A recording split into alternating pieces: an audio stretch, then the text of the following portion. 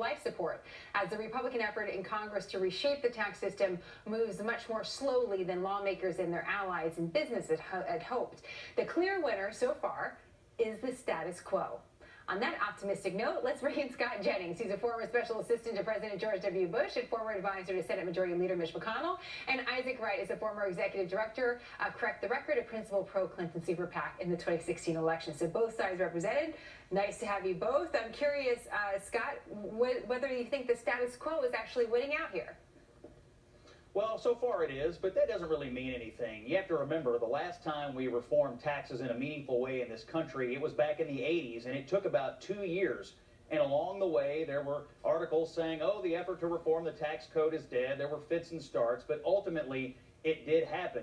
One key difference back from the 80s rather than today is that you had some Democrats who actually wanted to cooperate back then. I don't think we have any Democrats in Washington that want to cooperate on meaningful tax reform because they don't really want to see the economy jump-started. They want to see this president and this Congress fail, so they're going to dig their heels in. Well, let's ask Isaac about that. That sounds like a dare, Isaac. Do you take that dare? Do you double dare you? What do you think about that? What do you think about what Scott is saying? In the 80s, you had Democrats that were willing to help.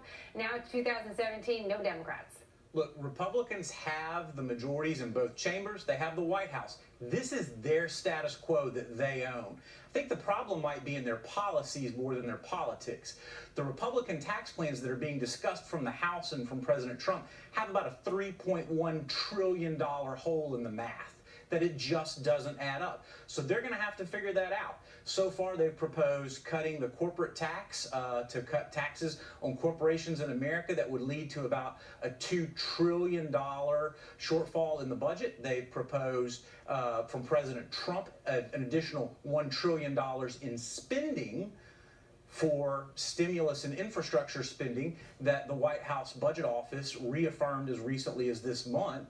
And then on top of that, the president promised a border wall that was supposed to cost $12 million paid for by Mexico, but instead it's now estimated at $70 billion to the American taxpayers. My calculator can't handle it. It's a $3.1 trillion hole, but it's not an issue we need to buy congressman calculators. It's a fair point, Isaac. You're saying the math doesn't add up, and the math is always an issue when it comes to tax reform for both sides. But Scott, I am curious to what Isaac said, and I'm sure viewers are thinking about this too.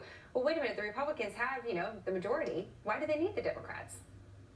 Well, they do have the majority. Of course, the Senate doesn't exactly work that way, and Isaac knows that you need 60 votes to do most anything in the United States Senate, and that's why it would be nice to have some bipartisan cooperation, not just because of the rules, but also because when you're doing big things in this country, they typically go better when you have both parties. Isaac also knows this. If we were to reform tax code here and we were to cut taxes, combine that with the regulatory reform that we have had success on in Washington, we'd have much better growth. We had anemic growth during the Obama years, but what I hear people say in Washington is if we could get the tax reform done and combine it with regulatory reform, you might see 3% growth, which would lead to more federal revenue to pay for the things that we really want to do in this country. And that, Isaac, that's the point. Well, let me ask you about that, Isaac, because that's what Scott is saying, that the Democrats actually, even if the math worked, even if it worked, and even if we could get to 3% growth, which would be great for the country, whatever party you're in, Democrats just don't want to play. They don't want to help this president. Is that true?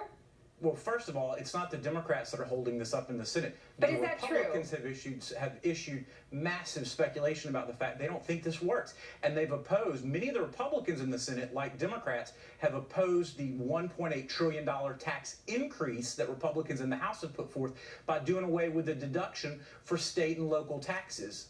Right, but Isaac, you're the Democrat. That's why I was asking about Democrats. Do you think we like math? Okay, we believe the numbers should add up. If Republicans can actually bring a realistic proposal that the math works, that doesn't hurt the American taxpayer, absolutely Democrats are going to ready to play. So it's a math issue. It's not a philosophical issue. It's not that you hate President Trump. It's not that you don't want the Republicans to succeed. It's simply a math issue. It's math, and we do have a philosophical problem with the $1.8 trillion tax increase on middle-class families that the Republicans in the House have proposed. Let me just ask you guys a quick final question, because looking at the tax reform reminds me of covering the financial crisis. People didn't like the truth when it came to the financial crisis, which is that everybody shared the blame. The banks, the politicians, and the consumers. And when it comes to tax reform, I wonder if there's something similar. Everyone says they want to change the tax reform, the tax system, right? But it's hard. And even consumers don't want to give up some of those complicated tax breaks. So really there? I mean, if we're really being honest, is the will really there from all sides to get this done? Scott, you first, then Isaac will finish up. Well, Isaac's bringing up an issue about the one of the loopholes, the thousands of loopholes that exist in the federal tax code regarding state and local tax deductions. There's a lot of loopholes like that. They all have constituencies. They all have special interest groups fighting to keep them. And that's what a real issue is in Washington. Anybody who doesn't want to see tax reform happen, like Isaac and the Democrats, they're going to use these individual loopholes to say, oh, it's a tax increase, it's a tax increase. But you raised the correct point. If we're going to have the will to do this, we all have to have the courage not to play this silly game using individual loopholes to derail the process. I think the will would exist, and it would be a lot easier to get there if we could just get a few courageous Democrats to join with the courageous Republicans to get the economic growth that we want to see in this country. Isaac? What my colleague here and his Republican buddies are talking about is the constituency of the middle class and whether or not they're going to make them pay taxes twice on the same money. Taxes to the state and local government as well as to the federal. And they want to charge working people $1.8 trillion tax increase in that. If that's your position, go into the elections with it. Scott, Isaac, great to have you both. Thank you. Thank you. Well, Jared Kushner is now front